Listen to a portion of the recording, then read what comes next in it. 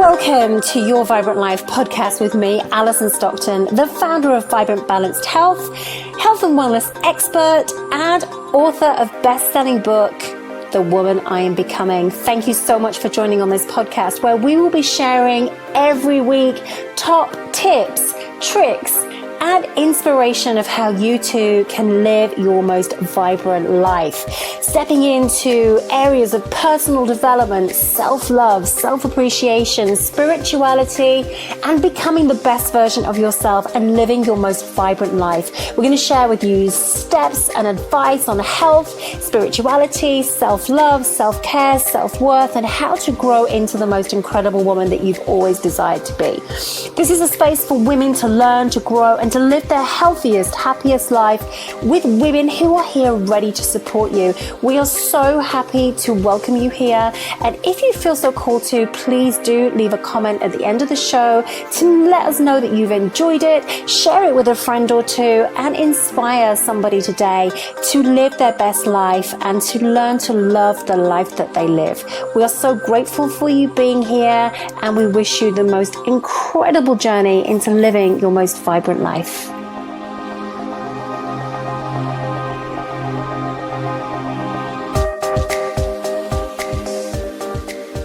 Hey, and thank you so much for joining us on Your Vibrant Life podcast. And I have the most incredible Kenzie Bond joining us for today's episode. Kenzie is an empowerment coach for high achieving women and is tuning in all the way from Texas. Hey, Kenzie.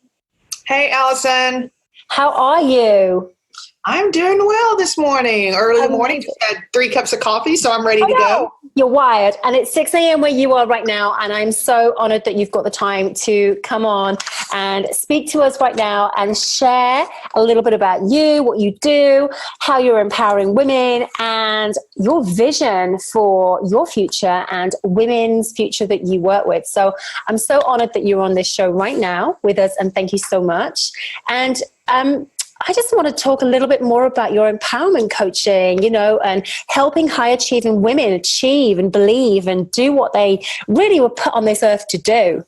All right. Well, thank you so much for having me too this morning. It's a good way to start out my Wednesday. So I was definitely looking forward to it. I know, Wellness Wednesday, and it's 6 a.m. where you are right now, right? Yeah. So just, if I was going to sum it up in a sentence, I would say that I have found through personal experience and then just through friends that, women who are what I consider to be high achieving, usually they're very successful in either academia or their field of choice, tend to kind of get lost somewhere along the way. And, on the outside to other people, may look like they, quote, have it all, have the dream life. Those quotes were kind of thrown at me a couple of times, especially in my early 30s, but maybe very deeply unsatisfied and unhappy, yet they don't know what to do. And I think that's the biggest thing. And it almost, now that, you're on the other side, you're like, how could I have not known what to do? But you just don't. We get so wrapped up in, I'm going to say, living other people's lives or living other people's lives. I hear that so much. And I hear it when you say, you get so wrapped up in academia. And sometimes, I was never really academic at school, honestly. I did everything after school and did courses after courses after courses. But for academia, I never really did. And I hear it so much. And we're going to talk about your story a little bit further down. But that is kind of like it's a hole that they're trying to fill by proving that there's something else. By achieving so much with the accreditations with education. Yes. And I definitely did the same thing. After 4 years of college, I immediately wanted to get my master's because that was one next step, and then completed my master's. And I literally signed up for the PhD program, immediately after graduation. I was actually probably already applying, and it was just like, and there's nothing wrong with getting these advanced degrees. I totally love it. I literally envy everybody that's done it and think, God, I wish I'd gone to uni. I wish I'd done that. But maybe it's just not my path, and that's why I didn't do it. But, I think it's so credible when women do literally, stand their ground and go to uni and then do the master's. And like you said, you went on and did your PhD. What was that in? Education administration. Okay, awesome. So how has that led you to where you are right now when you are working as an empowerment coach for high achieving women? What was the story behind you kind of stepping into that? Now, Kenzie and I have spoken a little bit about this, so I know where she's at and how incredible she is to get to where she is right now. And just, can you tell everybody what you're doing right now apart from being an empowerment coach? I am, of course, I'm here in Texas, and I'm actually a high school principal in kind of a small rural school about 20 minutes outside of the town that I live in. I've been, it's my 4th year here, and when I took the school over, it was my first principal job. I'd actually just finished my PhD, and the school was what you would consider in Texas a failing public school. If any of your listeners are familiar with the Texas public school system, they had not met the standardized state test guidelines within 4 years, and they were in danger of being taken over by the state education governing body. They had actually already received the letter, we're going to take you over. We went and begged for 1 year to turn it around, and we actually did. So at the end of my first year, we, quote, met standard, and we actually had a few distinctions, which was pretty amazing, and we've met standard ever since. That's a massive turnaround. That's, incredible kudos to you and the team that you had around you. Yeah, it was probably the most stressful year of my life. I'm not going to lie. I can imagine. But, when you're talking about wanting to achieve, and you've done your master's and you've done your PhDs and you've done all this education and gone forward for it, was that like, I want to step back just a little bit, because that was a challenge for you that you wanted. But before that, you were actually an assistant principal in a different school in a different state. And different city, same. Yeah. But that state also had you in a bit of a state, right? Yeah, I was just miserable where I was. And I actually liked the school district, but where I was living, I was far away from, and I say far away, like 2.5 hours away, but, from my family. I was very lonely. It's like I was living there, and I, had a house, had a job, but I had no life, zero. I was just so unhappy. And that's when I really noticed how out of control I felt. I actually remember I was talking to a coworker, and he was like, yeah, my son, he just went out and he got a job. Oh, he'll be moving to Fort Worth. He's looking forward to it. And I thought, why am I stuck? I want to move. And but I just felt like my life was in the hands of other people. You apply for these jobs and you wait for the interview, and then you hope you get the job. And I didn't want to be where I was anymore, yet I couldn't make it happen so I thought, that was my thinking at the time. I changed my thinking, and I just felt like, why is my life up to everyone else's decisions? But other people here, they just decide they want to move to the big city one day, they do it. And that really kind of started the journey, I guess you would say. Amazing. Because you felt you didn't want to be almost dictated to by other people and, what their rules and regulations were. But it was lonely for you, right? It was lonely being out there away from everybody. It was just work and no play. Yes, I was very lonely. And, me and you discussed at that time, I had probably had about 6 months to a year of sobriety under my belt. With that also came the shedding of previous relationships, and both romantic and friendships. So when you have friendships that are built around getting together every weekend and drinking, and you choose not to drink anymore, they naturally shed, or sometimes you make the decision that, hey, we really don't have anything in common anymore. So once I became sober, I shed my old self. I was very alone, and it was okay.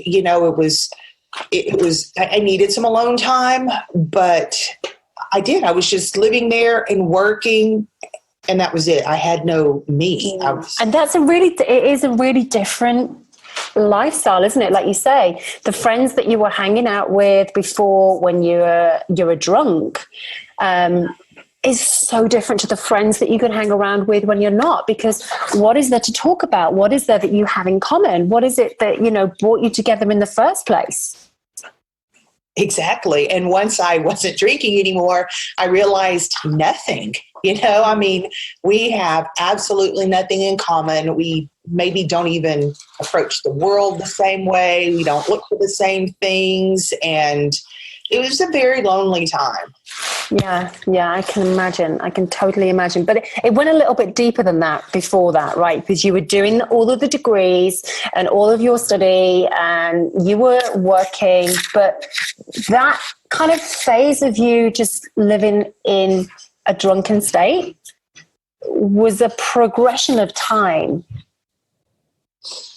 Absolutely. And I think me and you talked a little bit about my, I don't want to use the word habit, but tendency to get in, toxic romantic relationships, typically with men who were very unavailable, whether emotionally or otherwise. And definitely, when you do the inner work that stems from parent issues, but we can't use that forever. I mean, we have to accept it and work through it, but it was almost like they became worse. I mean, I wasn't improving. It was getting worse and worse. And of course, when you're feeling the emotional pain, the drinking intensifies. And then it's this horrible cycle because you maybe do things when you're drunk that cause you, embarrassment or just, whatever, you damage your relationships basically. And it strengthens the cycle almost. You think now, a logical person, you look back and go, hello, you should have kind of seen the writing on the wall there and stopped. But when you're in that cycle of substance abuse and just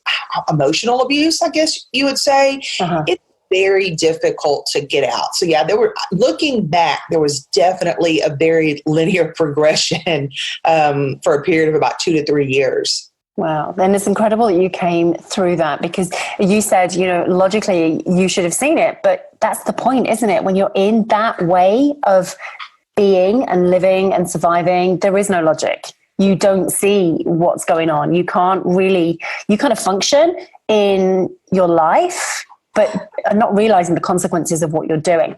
Now, I know that you and I spoke about a really big wake-up call that happened that involved you deciding to try to be sober, having a really great job, but then stepped out into that environment with the friends who you'd been friends with for a while, thinking that you could go out and be sober. But then something changed.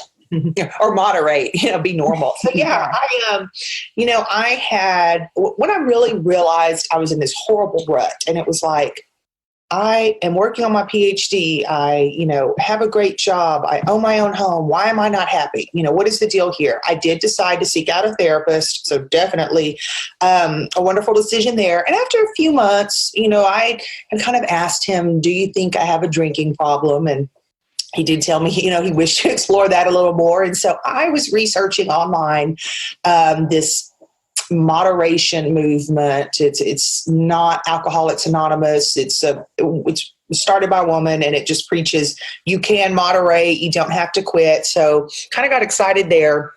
Was going over it in my head. It was going to be very difficult for me to accept that I was an alcoholic and I had to quit. So when finding this little, maybe you can moderate. So New Year's Eve was coming up, and I decided, and looking back, this is so bizarre, that I was going to buy 2 bottles of wine, 2 for one person.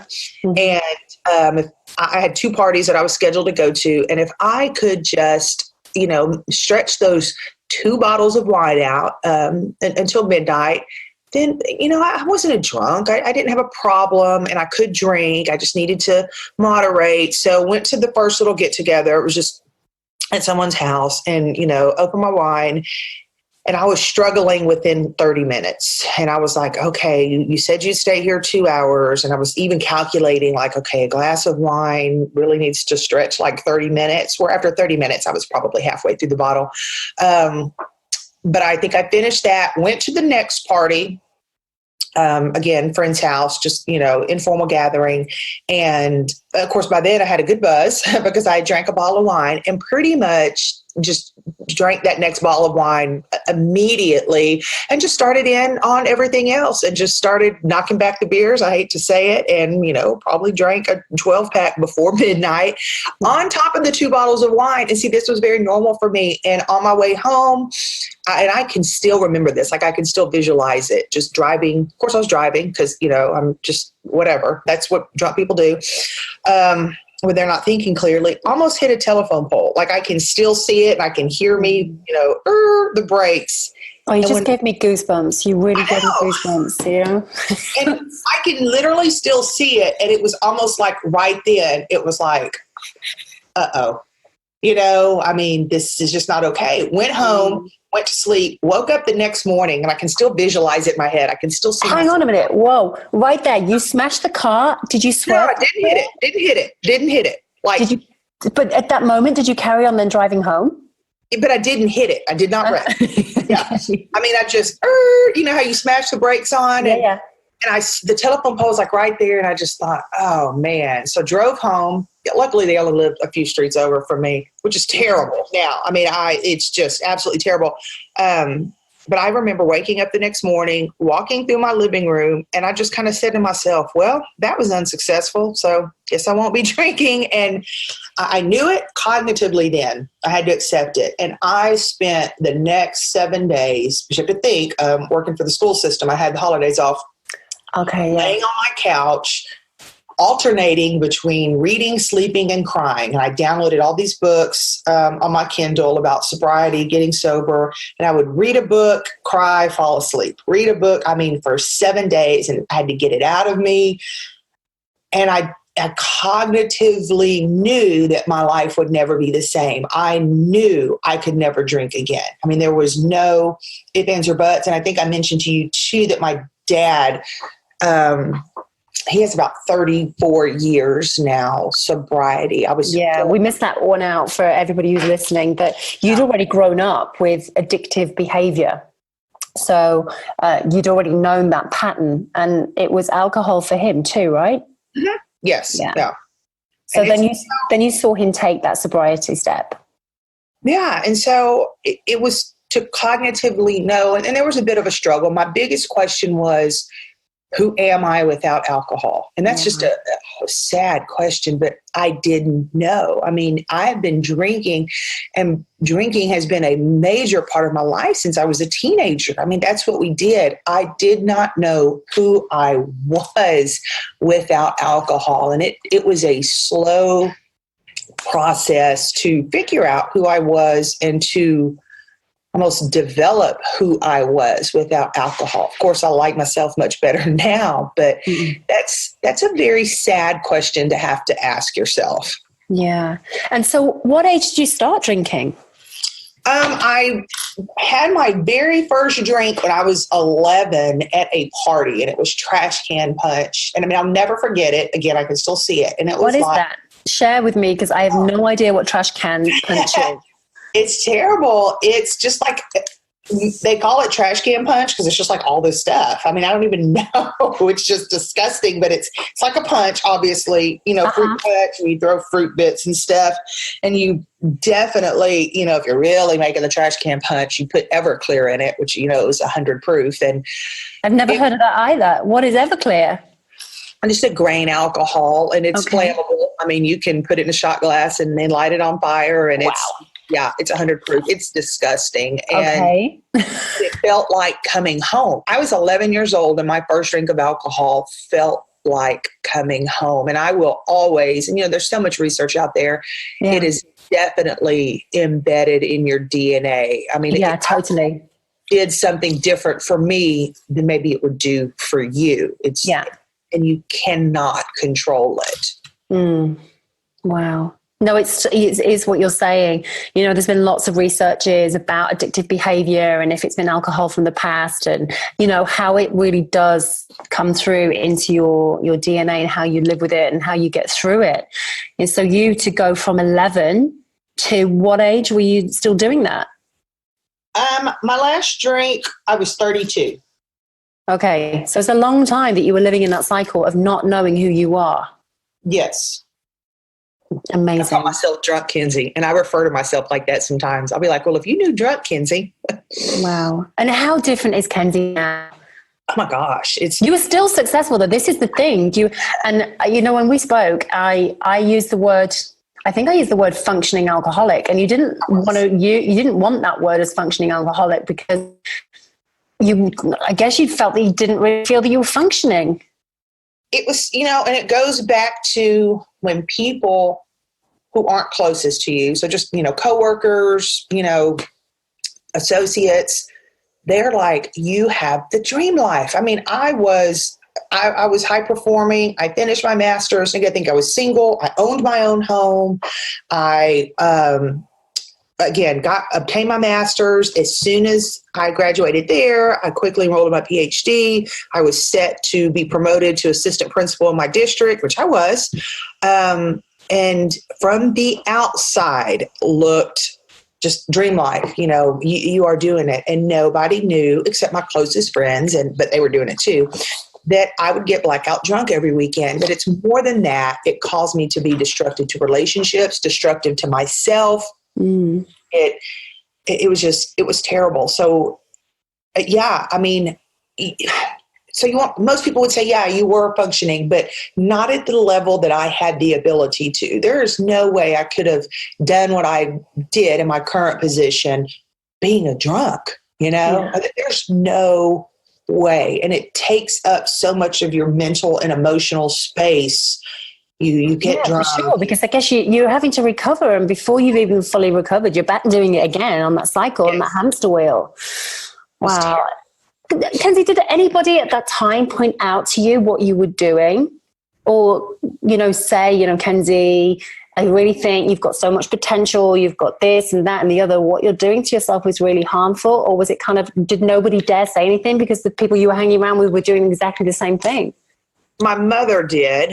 Of course, the people around me know, because it's just what we did. So everybody was kind of doing the same thing, maybe not to the extent. My mother, I think she tried to bring it up twice, but I, of course, would get very defensive. And so it wouldn't go anywhere. It kind of fell on deaf ears.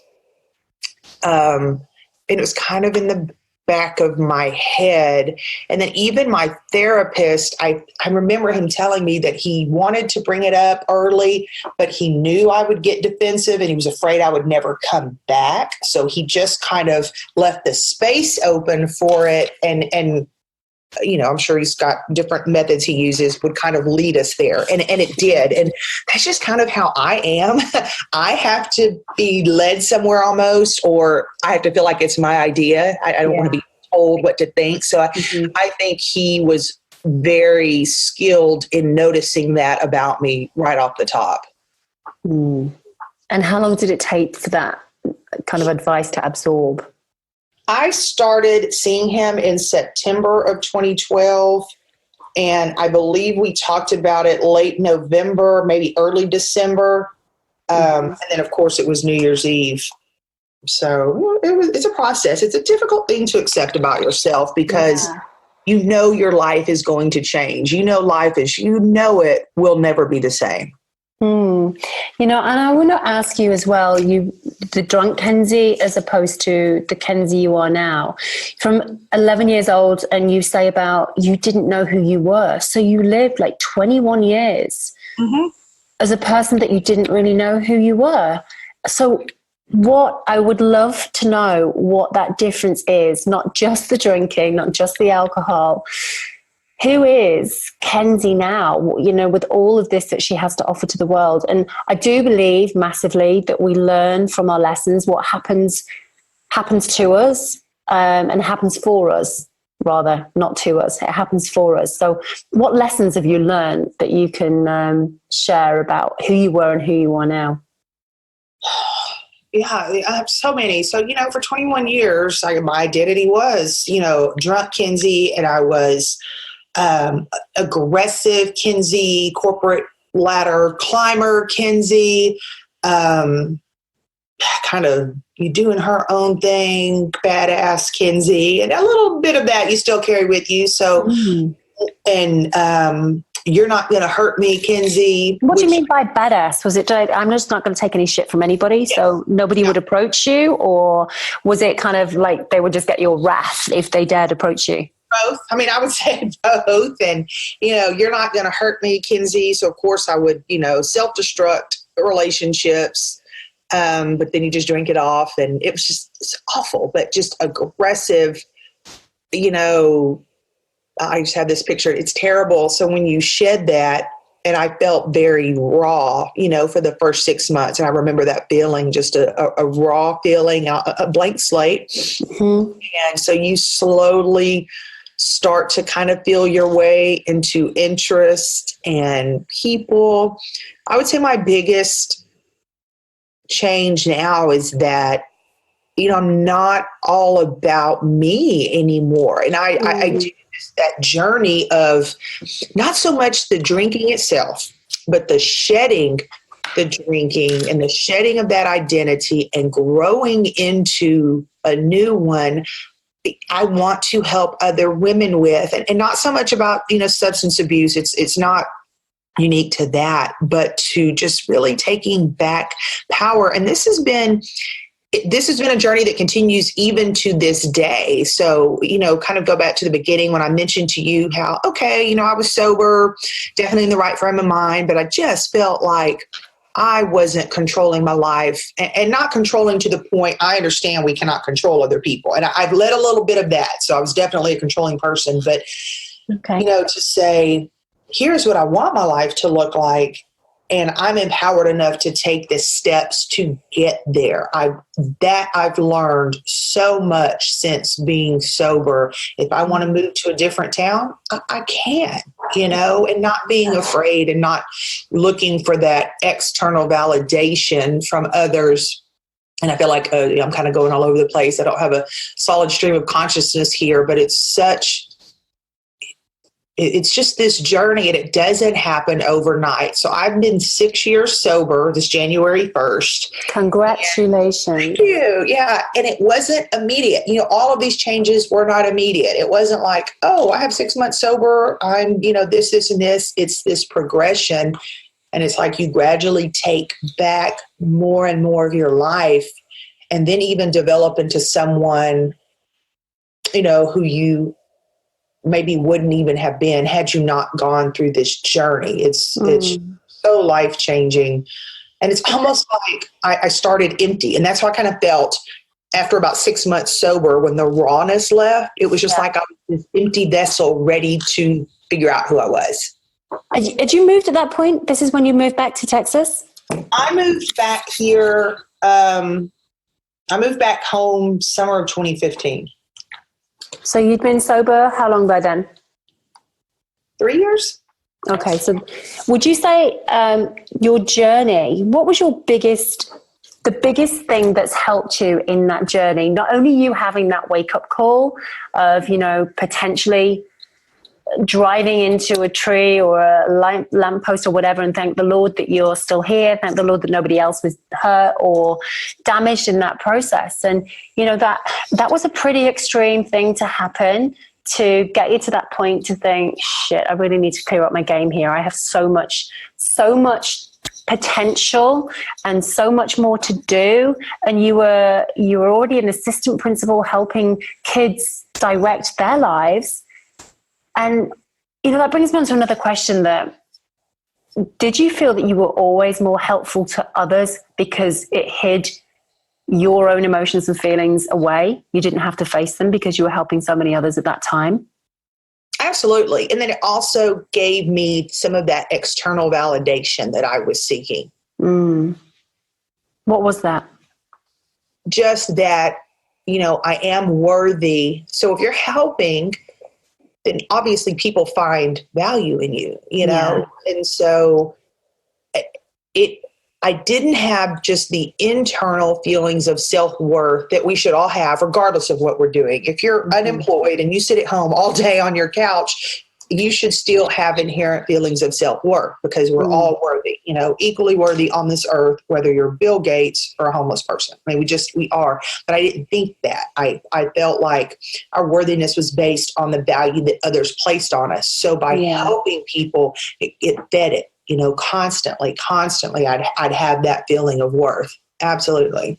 But not enough to make you stop drinking at that time. Oh, no, because I was dealing with some, just emotional voids, from my childhood that the relationship with my dad had been long mended. I mean, we had a great relationship, but you still have to face and take head on whatever that feeling from when you were a child. And it was kind of this dichotomy. Me and my dad were close, and he's come a long way in his emotional availability. But then I still felt like he didn't love me when I was a child. And so it was weird. It was just bizarre, but you have to face it, and you have to work through it, but you can't use it as an excuse forever. Yeah. It's a difficult one, isn't it? Especially when you have such low self-esteem, low self-belief, but you just know deep down. And if that had not happened, you could have taken a different corner. We might not even know Kenzie. Kenzie might not even be here, let alone with her degrees and her PhDs and being a high school principal. And, that's amazing that you've come to that. And we're going to talk about the coaching a little bit more in a second. But as a high school principal, and when we just started, because the conversation before we came on live, then, your loyalty to the kids that you have seen progress and given them such enthusiasm and encouragement to be and achieve so much more. That's what's held you back from stepping into being a full-time coach, right? Because you've got these kids who started in freshman year and you're not going to leave them until they've graduated. Correct. Yeah. I plan on being on that stage when they walk across, because I feel like this is our journey. Everything we've gone through is our journey, from being, quote unquote, going to be taken over by the state to, that hellish year we had. And they did it. They did it. And we've been through so much. I can't leave them. Yeah, I absolutely have to. And it's a two-way street. I really do feel that this is a shared journey with us.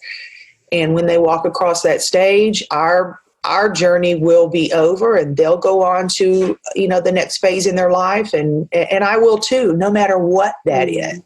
I love that. And you've been that kind of imprint, because, those kids, a lot of them could have been the same as because you never know what's going on behind closed doors, right? You never know what emotionally they're going through. And have you used those coaching skills as a principal, especially talking about alcohol, because, they're kids, they might want to kind of dabble in it, experiment, how have you used that experience as personally, and bringing that into being a really, what's the word I'm looking for?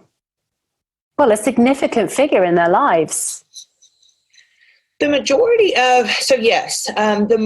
of what I deal with, and don't get me wrong, I'm sure they do dabble in some stuff, but some of my kids, when they come to me, their behaviors are a little bit different when they don't possess, of course, what teenager does, but some of my kids don't have the role models in their life to imprint the coping skills that they need. So when they go through stuff, they do not cope well with it. They'll shut down, lash out. I don't want to do it.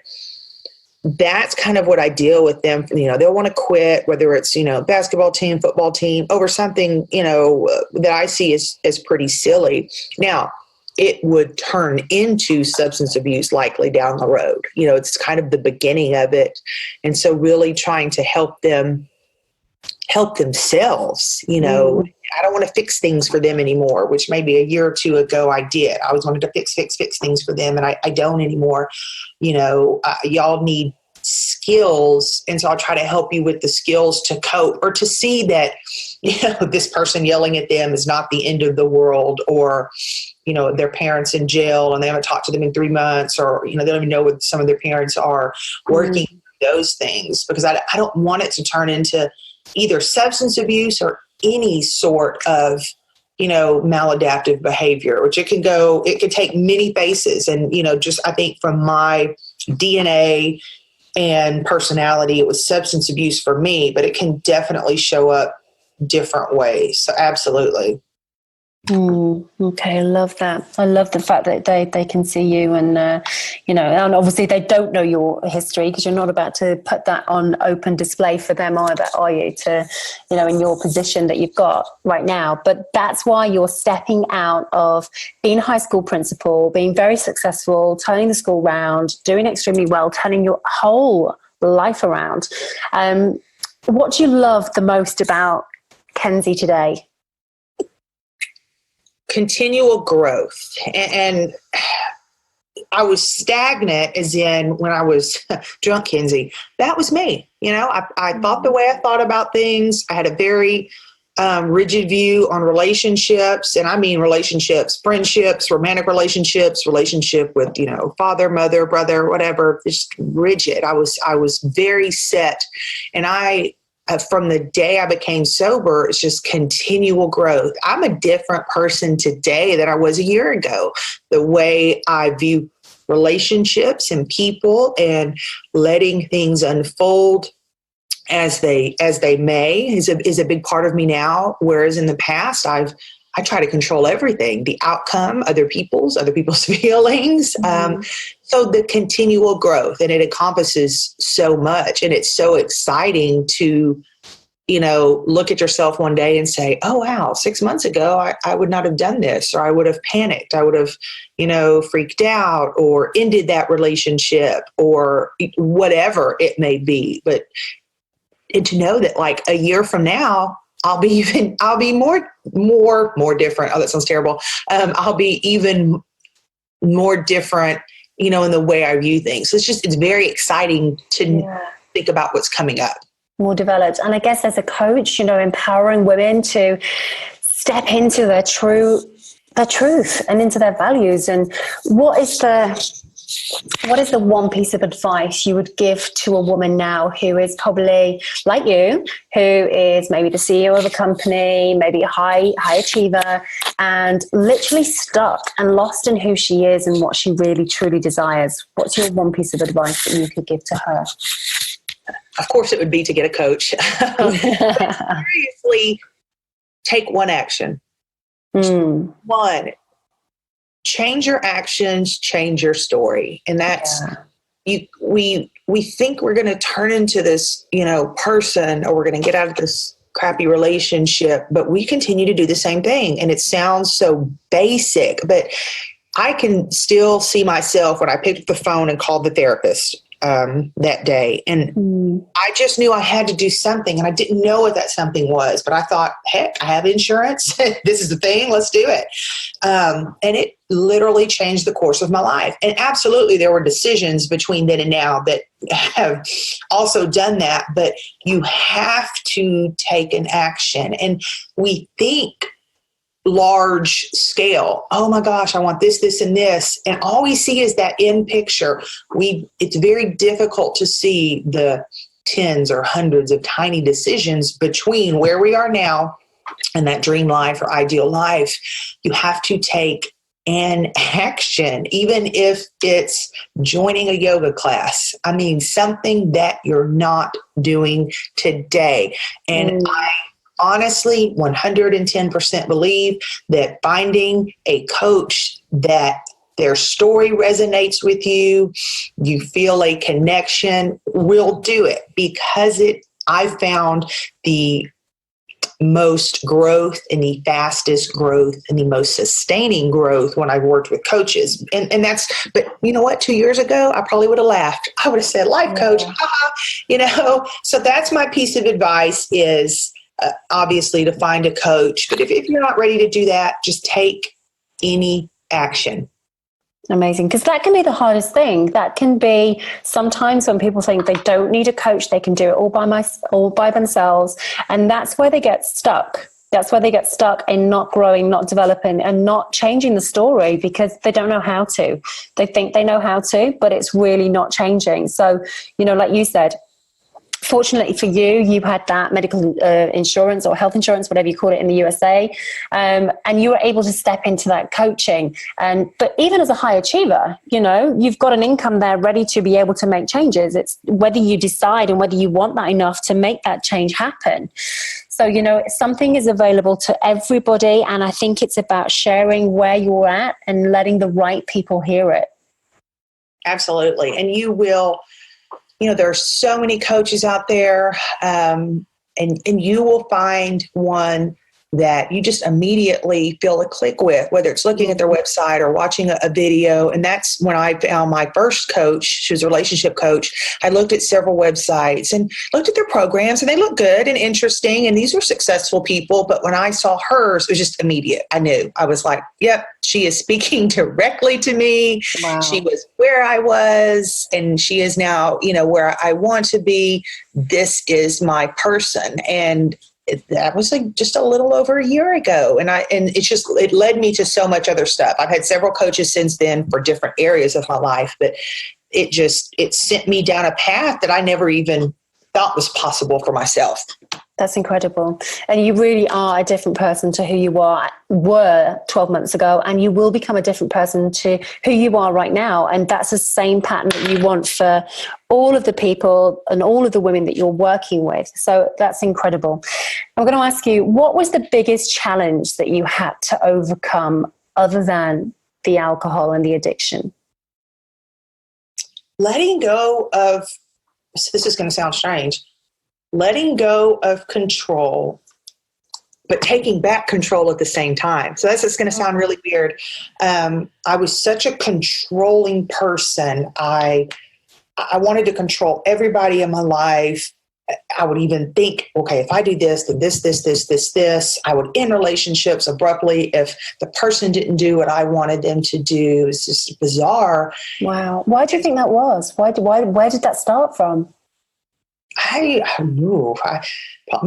I'll look into that a little bit more. Just fear, I guess. I mean, it's fear. It's definitely a fear-based mentality, and not wanting things to unfold because they may not unfold in your favor. And if I cut it off first, you know, I feel better about myself. Oh, he didn't do what I wanted him to do.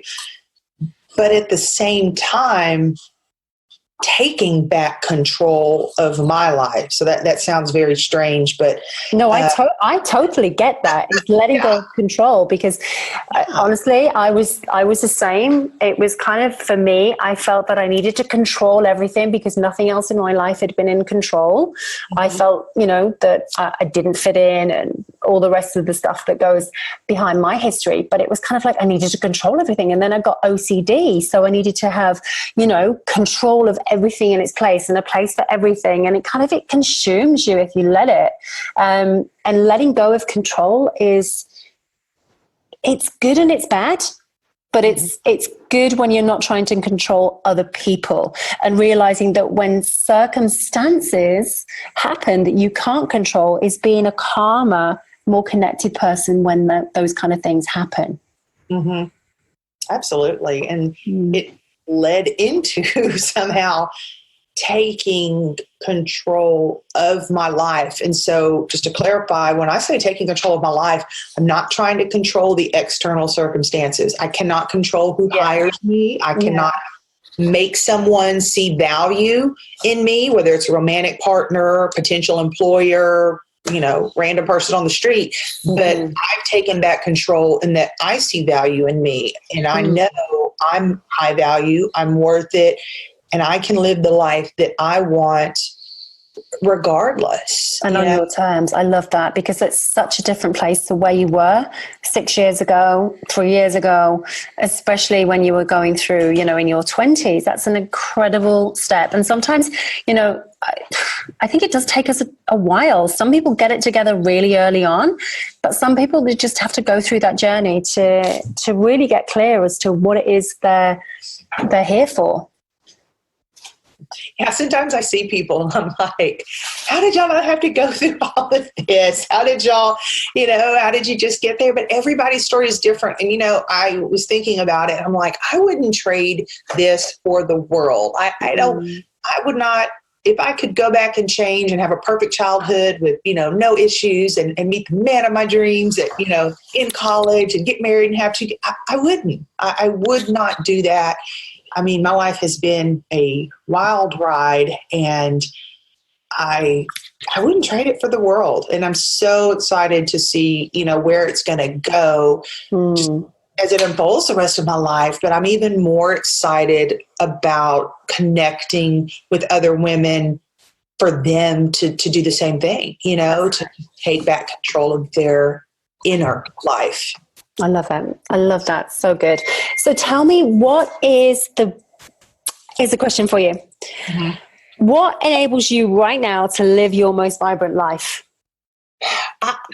I would say the inherent self-worth and self-value that I have found, that I have uncovered in myself, that I've nurtured in myself, and just shedding the old fears and beliefs and need for external validation. And so every day I see the unlimited possibilities. I see the good in life and just the excitement of life. And I know that no matter what, I'm going to be okay. And when everything's right, or as right as can be, I guess, on the inside, it just rolls out into your external circumstances. I love that. I love that. And so every day, do you kind of now have, I know you've woken up at 6 a.m. and you've had a few coffees, but do you have a morning routine, ritual that you could share that has really helped you to step into your voice and your truth? I'm such a morning person, and I have been my entire adult life. I'm a huge coffee drinker, so I wake up in the morning with my dogs. I have to let them out immediately, drink my coffee, and I just kind of sit and wake up for a little bit, because I love to feel that I'm up before everybody else. It's quiet outside. It's still outside. I try not to think about too much of heavy things. I'm currently starting on the Course in Miracles text. Oh, I love it. I love it. I've read several of, Marianne Williamson's stuff and some other people who kind of did summaries or highlights, but I do want to tackle the text. So that's on the end table next to my kind of lounge chair that I sit and drink coffee in the morning. So ideally, as I'm drinking my coffee, I will, read and highlight and notate a page or two of A Course in Miracles. And I just get centered for about 30 minutes.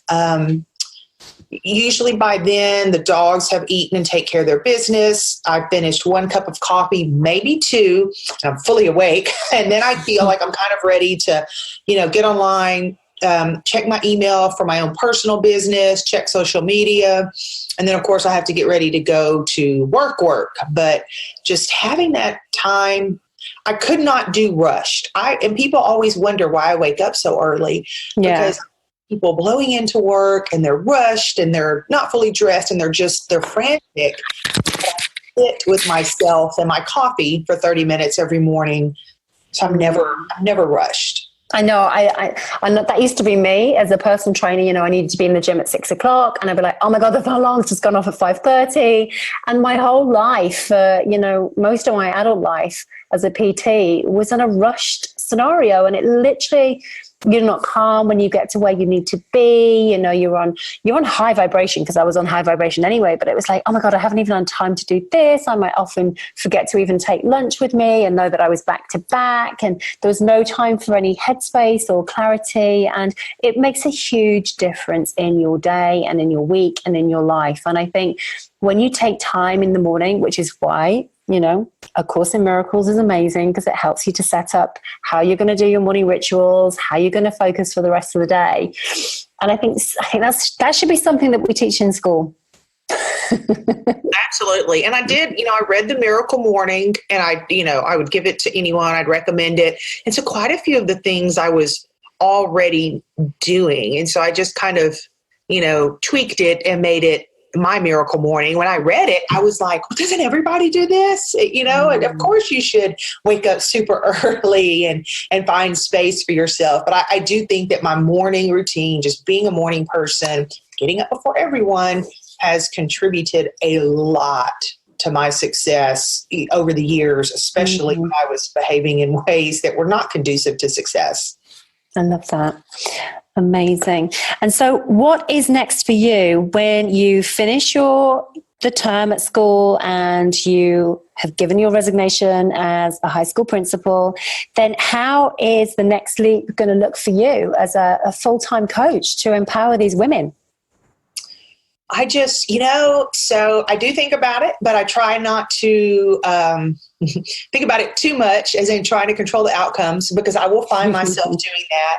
What, I really hope is to just be able to, do two things: grow into my own, really connect with the women who need what I have to offer, and, go with them on their journey of self transformation and taking back their life. Ideally, I was even thinking earlier, I would love for it to end in, or to culminate in, just some wonderful, luxurious retreats down the road. Yeah, absolutely. And I know, just that doesn't appear out of thin air. But again, new Kenzie here is not trying to manipulate the external circumstances. And I feel like if I just show up and continue to share my story and connect with those who need me, it will all unfold as it's supposed to. Yeah, I love that. That's amazing. Kenzie, so that's what it's going to look like. And what does, from today to a year from today, what does your most vibrant life look like? Well, it looks like still getting up at 5 o'clock every morning. Absolutely. But grabbing every opportunity that presents itself. Definitely not trying to control and not second guessing myself, and really continuing to step into my higher power and who I am, putting myself out there, putting my story out there. I've definitely got plans to continue to travel this year. I've not been able to, do as much as I would have liked over the last year or so, because in those travels, I still find a little bit of myself and connecting with myself and where I want to go forward. And I think the biggest thing for me is to continue to grow. Like, I'm not done. Just because I made this journey and I went through the coaching certification and, here I am, I'm ready to go. I'm not done. And for me to continue to help women, I have to continue my own journey.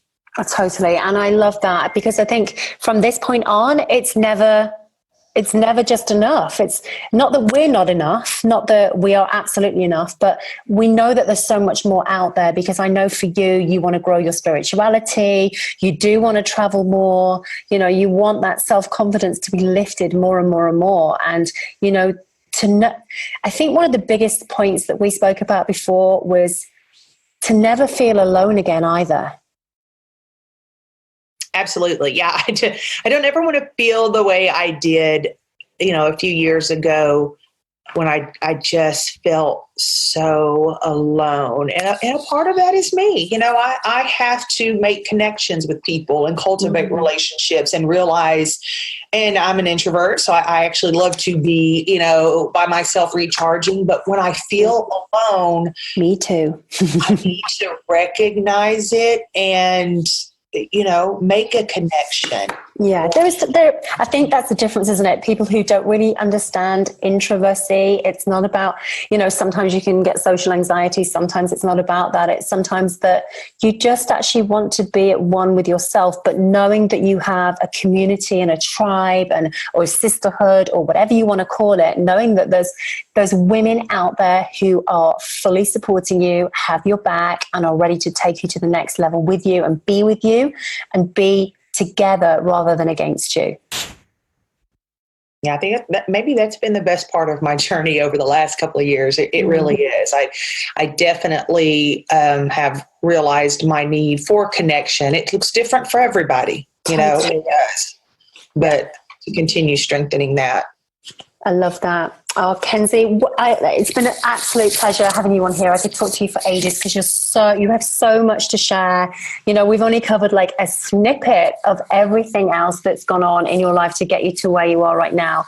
You are a powerhouse. You are so encouraging and inspirational for all of those women out there who are ready to take that leap, who may have been somewhere where you are or still in that place where you are right now. And knowing that there is a different path, it just takes a decision.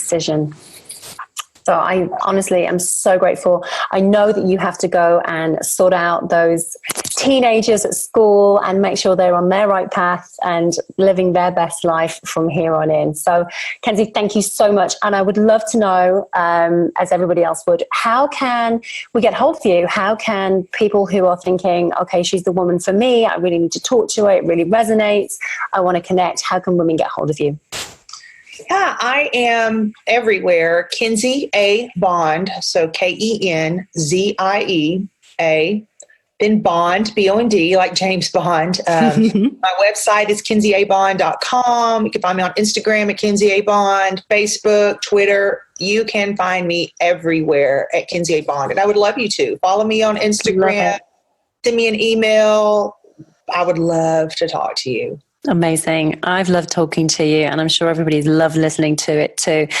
Go on and keep those kids in line, and I'm wishing you the most incredible year of growth, both for yourself and in your business as well. And I know that the women are just going to do exceptionally well, and please do keep us posted on how this business develops for you over the next 12 months. I will. Thank you so much for having me. This was a lot of fun. It's a good way to start out my Wednesday. Pleasure. Have a great day. Thank you so much. We'll speak to you soon. All right. Bye, Allison. Bye, darling.